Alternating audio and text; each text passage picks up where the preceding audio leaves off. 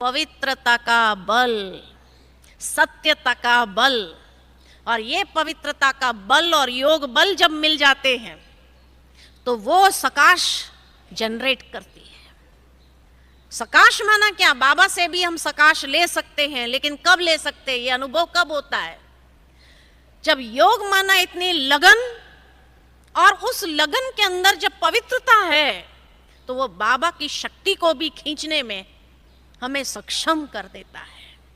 इतनी पावर अंदर में आ जाती है जो आत्मा के सारे विकर्म दग्ध होने वाला अनुभव होने लगता है, क्योंकि वो पवित्रता का बल योग बल का पूरक हो जाता है। इसलिए ये दोनों बल भी बहुत जरूरी है ब्राह्मण जीवन के अंदर।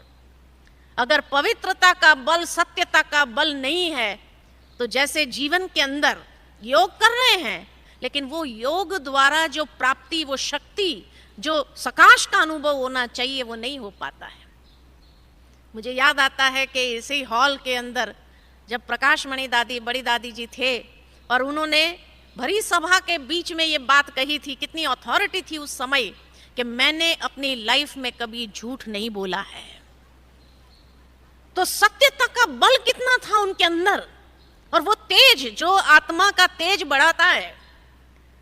तो खाली योग बल के द्वारा आत्मा का तेज नहीं बढ़ता है, लेकिन योग बल और पवित्रता का बल, सत्यता का बल जब आत्मा में आ जाता है तो ये चेहरे के ऊपर भी, जो बाबा कहते चेहरे द्वारा भी सेवा करते, दूसरों को शक्ति प्राप्त होती है, दूसरों को भी अनुभव करा सकते हैं, तो वो ताकत अंदर में आ जाती है। इसीलिए योग तपस्या बल के साथ साथ पवित्रता और सत्यता का बल बहुत जरूरी है, क्योंकि अगर सत्यता में कमी है तो पवित्रता में भी कमी है। सत्यता पवित्रता का साथ है। जो सचमुच पवित्रता की शक्ति को अपनाए हुए हैं, पवित्रता का बल जिसके पास है, उसके अंदर झूठ आ नहीं सकता है।